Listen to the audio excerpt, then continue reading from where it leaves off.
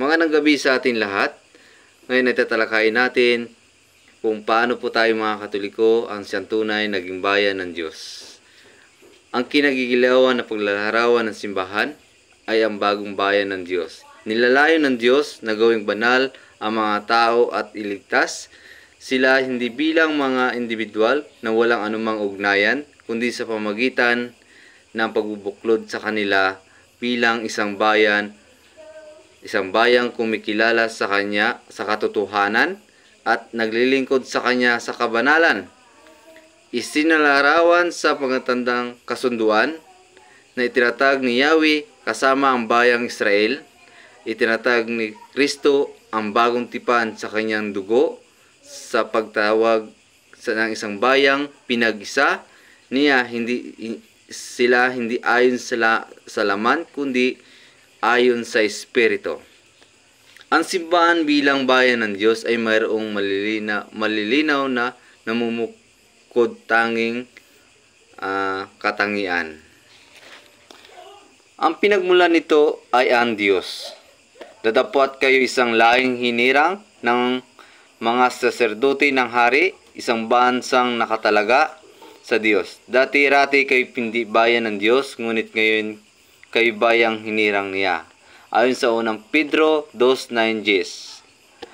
At mababasa rin sa Roma 4:25, ang ulo nito ay si Kristo na pinapatay dahil sa ating mga kasalanan at muling binuhay upang tayo'y mapawalang sala.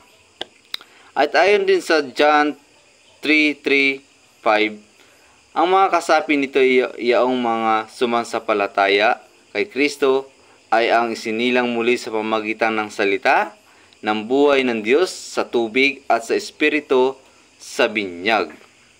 Ang kalagayan nito ay dangal at kalayaan na mga anak ng Diyos na sa mga puso nananahan ang Espiritu Santo tulad ng isa templo.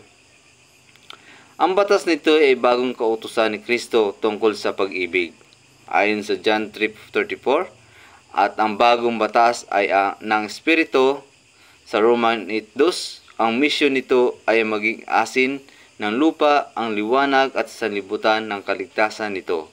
Mababasa sa Matthew 5:3-16.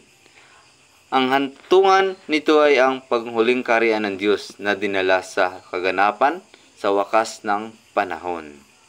Ang bagong bayan ng Diyos na ito ay isang bayang malapari, malapropita, at malahari. Bilang isang bayang malapari na bunga ng ating binyag, pinalakas sa ating kumpil at pinalusog ng Eucharistia. Tayong mga Kristyano ay nag-alay ng espiritual na pagsamba para sa kaluwalhatian ng Diyos at kaligtasan ng tao. Bilang isang bayang malapropita, tayo ay nagpatotoo kay Kristo sa pamagitan ng isang pag-unawa sa pananampalataya at biyaya ng pagsasalita. Ayon sa Gawa sa 2:17-18, upang ang kapangyarihan ng Ebanghelyo ay suminag sa araw-araw na buhay, pampamilya at pangbuhay panglipunan. Bilang isang bayan na malahari, nakikibahagi tayo sa kapangyarihan ng Kristong Hari na naparito upang maglingkod at ialay ang kanyang buhay upang matubos ang marami.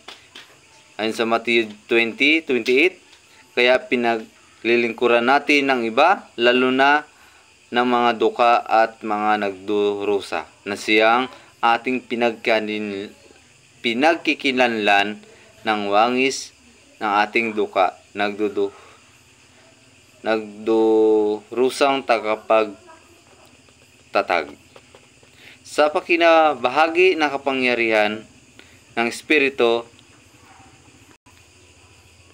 na panibaguhin ang ibabaw ng lupa, nagpupunyagi tayo upang mapaglabanan ang kasalanan at manuot sa lahat ng mga pagpapalaga ni Kristo, at maging hari ay ang tumulong ang maglingkod.